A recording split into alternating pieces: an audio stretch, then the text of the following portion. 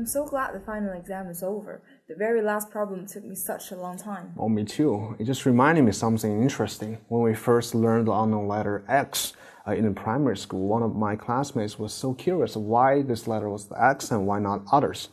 So did your classmate wonder about this question too? Of course, they all have these similar questions, but few of them ever took the trouble to find out why. Many of them even don't know it now.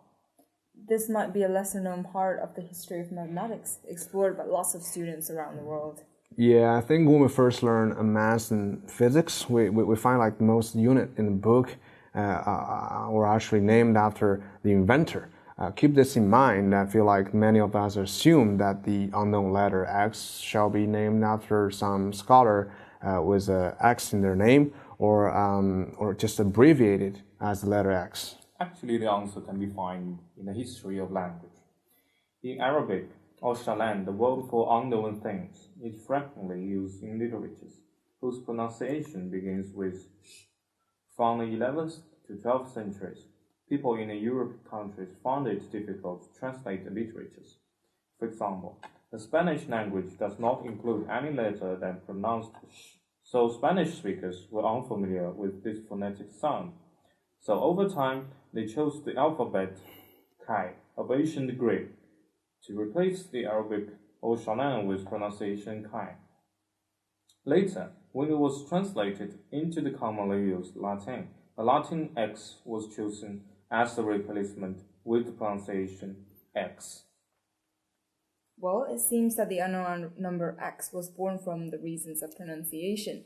Well, it's an alternative for those who cannot pronounce the Arabic letter Ashalan. That's very interesting. I think pronunciations matters a lot, and some languages actually adopted other words from other languages. It's or the loan words. It's the official term is transliteration. And when I first studied an essay written by a famous Chinese writer called Mr. Lu Xun in university, I was deeply impressed by such words, the Chinese transliteration of modern. So it puzzles me for a while, and later on I found a lot of similar examples.